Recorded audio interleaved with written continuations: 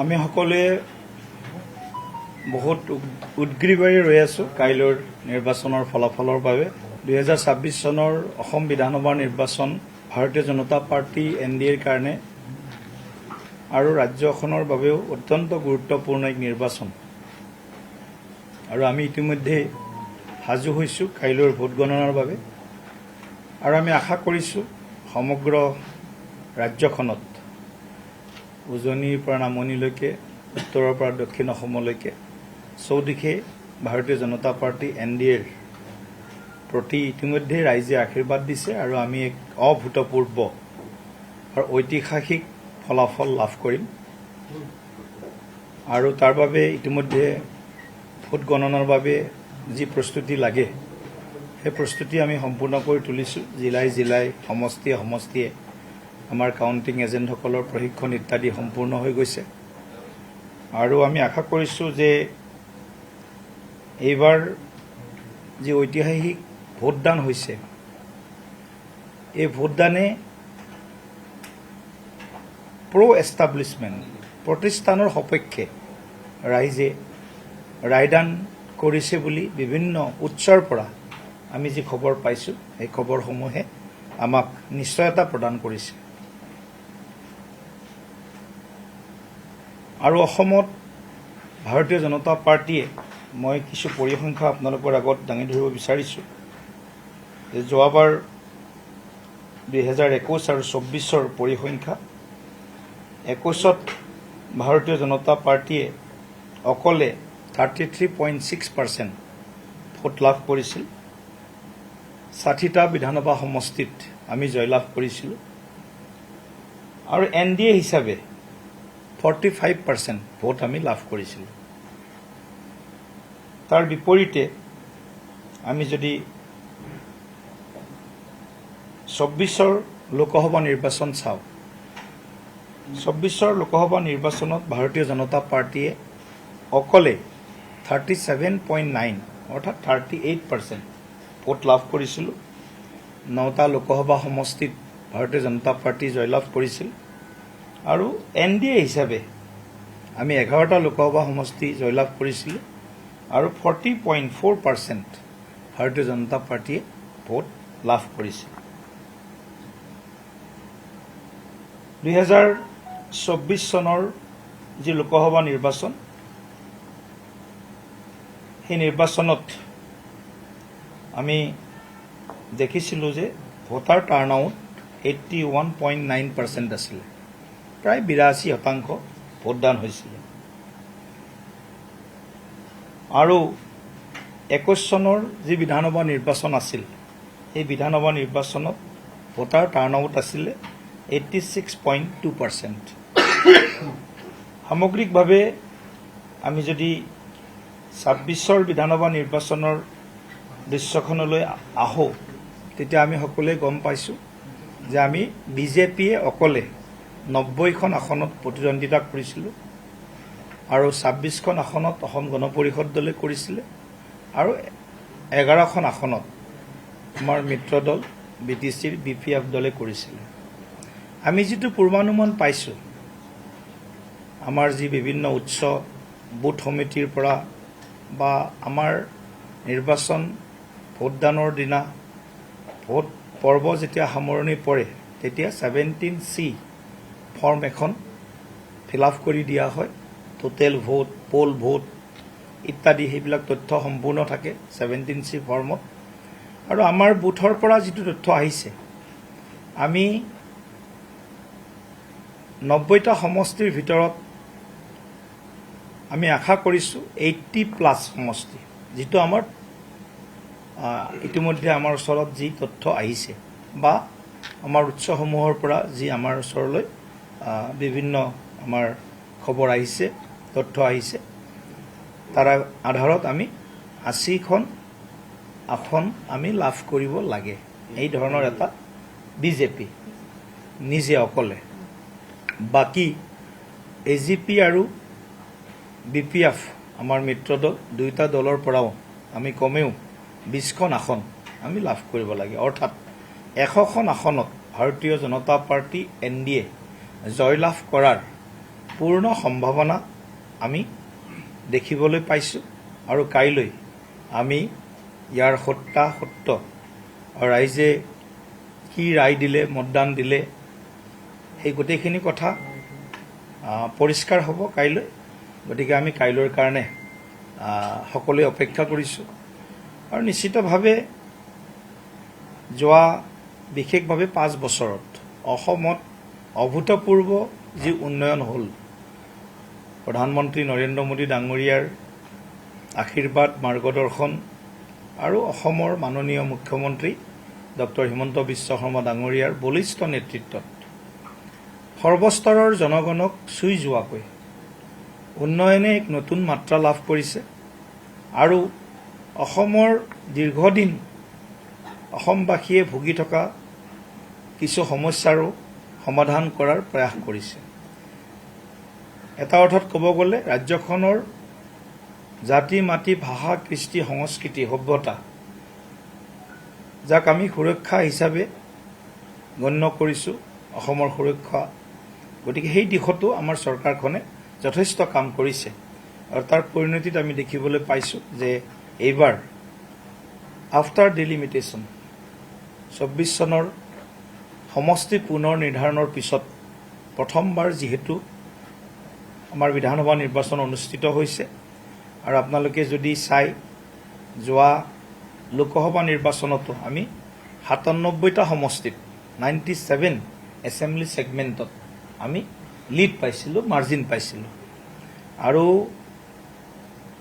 এই নিৰ্বাচনৰ পিছতো যিটো আমি আমাৰ যিখিনি পূৰ্বানুমান পূৰ্বাভাস তাতো আমাৰ ডিলিমিটেশ্যনৰ পিছত প্ৰথম বিধানসভা নিৰ্বাচন যিহেতু এটা যথেষ্ট বিজেপি NDAৰ প্ৰতি এটা প্ৰতিষ্ঠানৰ সপক্ষে এটা ঢৌ আমি দেখিছোঁ আৰু ৰাইজে বিজেপিৰ ওপৰত ভৰসা আস্থা ব্যক্ত কৰি গণতান্ত্ৰিক অধিকাৰ ইতিমধ্যে 9 এপ্ৰিল তাৰিখে সাব্যস্ত কৰিছে গতিকে আমি আশাবাদী সম্পূৰ্ণ বিশ্বাসী যে কাইলৈ অসমৰ ৰাজনৈতিক ইতিহাসত স্বাধীনোত্তৰ ভাৰতৰ অসমৰ ৰাজনৈতিক ইতিহাসত ঐতিহাসিক যাক কোৱা হৈছে এটা হিষ্টৰিক মেণ্ডেট আমি পাম এই বিশ্বাস আমাৰ সকলোৰে আছে আৰু আমি তাৰ কাৰণে সাজু হৈছোঁ ইতিমধ্যে আমাৰ যি ৰাইজৰ যি তেওঁলোকৰ মতামত সেই মতামত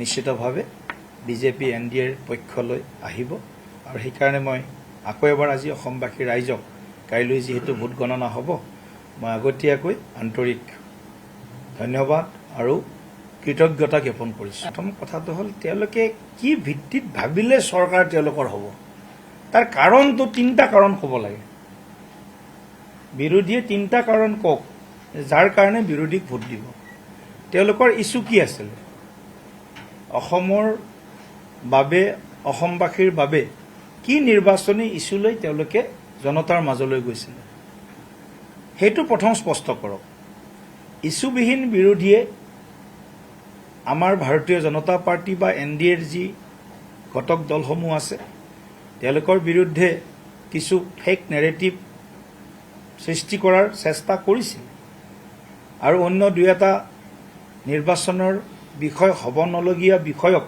তেওঁলোকে ৰাজনীতিৰ মাজলৈ টানি আনিছিল সেইটো আমি দেখিছোঁ কিন্তু অসমৰ ৰাইজে ইতিমধ্যে সজাগ সচেতনতাৰে তেওঁলোকে তেওঁলোকৰ ৰাজনৈতিক যি অধিকাৰ ভোটাধিকাৰ পৰিপক্কতাৰে সাব্যস্ত কৰিছে গতিকে আজিলৈকে আমি সদায় কৈ আছোঁ যে কাইলৈ হয়তো 10-10:30 বজালৈ বিৰোধীয়ে কৈ থাকিব 11 বজালৈ আমি চৰকাৰ কৰিম কিন্তু 11 বজাৰ পিছত বা 12 বজাৰ পিছত নিশ্চিতভাৱে 110% 100খন আসনৰ ওচৰা ওচৰিকৈ বিজেপি NDA অসমত চৰকাৰ গঠন কৰিব এইটো নিশ্চিত নাই চাওক তেওঁলোকৰ এইবিলাক তেওঁলোকৰ এটা আকৌ তেওঁলোকে যিটো মই কৈছোঁ অসমৰ মানুহক আকৌ বিভ্ৰান্তিৰ পৰিৱেশৰ মাজলৈ লৈ যোৱাৰ কাৰণে এটা প্ৰয়াস মাথো আৰু অসমৰ আপুনি যদি শদিয়াৰ পৰা ধুবুৰীলৈকে আপুনি ৰাইজক সোধে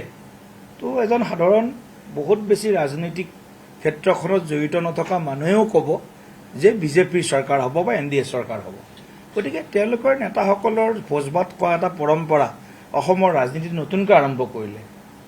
বিৰোধী ৰাজনৈতিক দলে 2021তো কৰিছিলে ভোজ ভাত খোৱা ৰাজনীতি।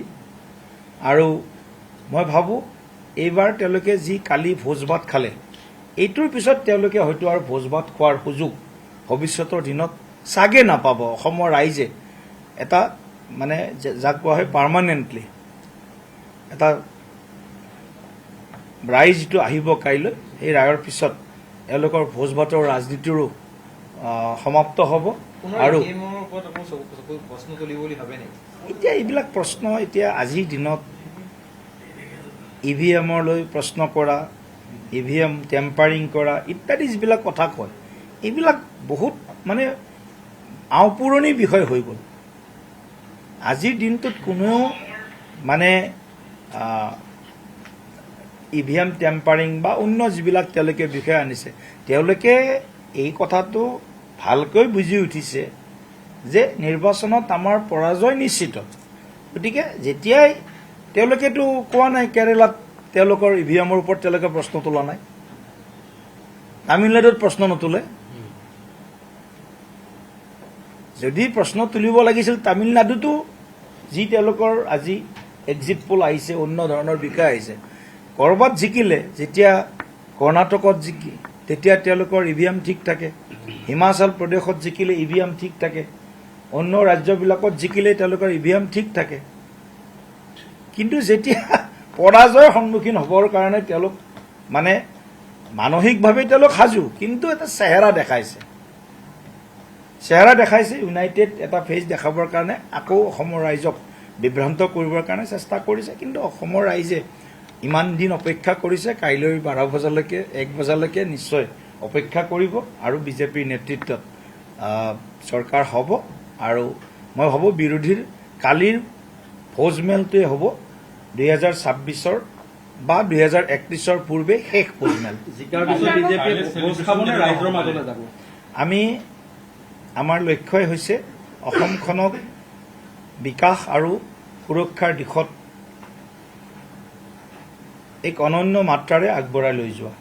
গতিকে আমি ৰাইজৰ লগত থাকি, ৰাইজৰ হৈ যিখিনি কাম আমাৰ আধৰুৱা হৈ থাকিল বা যিখিনি পৰিকল্পনা ভৱিষ্যতৰ দিনত আছে, অসমৰ মুখ্যমন্ত্ৰী হিচাপে ডক্টৰ হিমন্ত বিশ্ব শৰ্মাই যিখিনি কাম আগবঢ়ালে আৰু যিখিনি কাম তেওঁৰ সপোনত আছে, সেই কামখিনি নিশ্চয় অহা 5 বছৰ আমি এটা এটাকৈ প্ৰাথমিকতাৰ আধাৰত আমি আগবঢ়াই লৈ যাম, যাতে জাতিটো সুৰক্ষিত হয়, আমাৰ মাটিখিনি সুৰক্ষিত হৈ থাকে, আমাৰ ভৱিষ্যত প্ৰজন্ম যাতে সুৰক্ষিত হৈ থাকে আৰু আৰ্থিক প্ৰগতিৰে আৰু নতুন নতুন আমাৰ যি ৰোজগাৰ বুলি যাক কোৱা হৈছে, নতুন নতুন কৰ্মসংস্থাপন সৃষ্টিৰে যুৱ প্ৰজন্মক, আই মাতৃসকলক সবলীকৰণ যিটো আমাৰ লক্ষ্য আছিল, সেই লক্ষ্যৰ পিনে আমি চৰাই বেটি মন্ত্ৰেৰে আমি আগবাঢ়ি যাম। বিৰোধীয়ে ইছুৰ নামত জুবিন গাৰ্গক ব্যৱহাৰ কৰিলে, জুবিন গাৰ্গৰ নাম। এই কথাটোতো সকলোৱে গম পাইছে, ৰাইজে বহুত বেয়া পাইছে। জুবিন গাৰ্গ ডাঙৰীয়াক আমি সকলোৱে মনে প্ৰাণে ভাল পাওঁ। অসমত এজনো ব্যক্তি চাগে নোলাব যিয়ে জুবিন গাৰ্গ ডাঙৰীয়াক ক'ৰবাত নহয় ক'ৰবাত কিবা তেওঁৰ বিৰুদ্ধে কথা কওক। কিন্তু কংগ্ৰেছ দলে যিটো ডাঙৰ এটা অপৰাধ কৰিলে, জুবিনদাৰ প্ৰতি যি অন্যায় কৰিলে, তেখেতক নিৰ্বাচনৰ মাজলৈ বা নিৰ্বাচনী ৰাজনীতিৰ মাজলৈ টানি আনি অসমৰ মানুহে এই গোটেই কথাটোক ইতিমধ্যে বুজি উঠিয়ে ভোটদান কৰিছে।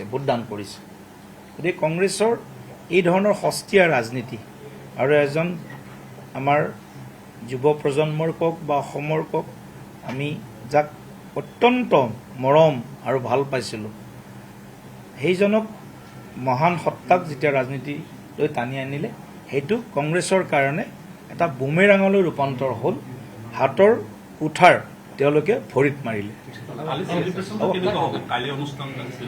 কাইলৈ আমি সাজু হৈছোঁ। আমাৰ দলৰ কাৰ্যালয়সমূহত আমাৰ এটা নিৰ্দিষ্ট যেতিয়া আমি এটা উমান পাম, মোটামুটি ধৰক 11-12 মান বজাৰ ভিতৰত আমি এটা ট্ৰেইনটো প্ৰায় ছেট হৈ যাব 12 মান বজাৰ ভিতৰত।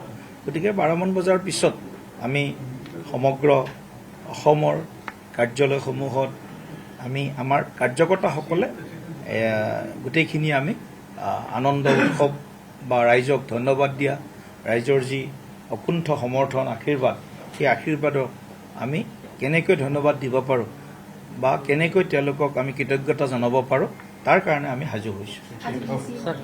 আজি 3:30 বজাত আমাৰ মুখ্যমন্ত্ৰী ডাঙৰীয়া আৰু আমি সকলোৱে মিলি আমি এখন সকলো প্ৰাৰ্থী, জিলা সভাপতি, বিধায়ক, সাংসদ সকলোৰে লগত আমি এখন ভাৰ্চুৱেল বৈঠক আয়োজন কৰিম আৰু কাইলৈৰ আমি কি ধৰণে আগবাঢ়িম অত্যন্ত বিনয়েৰে আমি আমাৰ ফলাফল গ্ৰহণ কৰিম আৰু এই ভাৱেৰে আমি আগন্তুক 5 বছৰ ৰাইজৰ হৈ, অসমৰ হৈ, অসমবাসীৰ হৈ আমি সেৱা আগবঢ়াই যোৱাৰ কাৰণে কাইলৈ সকলোৱে আমি সংকল্প গ্ৰহণ কৰিম। আপুনি বিচৰা বাতৰি পাব কেৱল নিউজ 18 এপত। নিউজ 18 এপ ডাউনলোড কৰিবলৈ স্কেন কৰক এই QR কোড। গুগল প্লে ষ্টৰতো পাব এই নিউজ 18 এপ।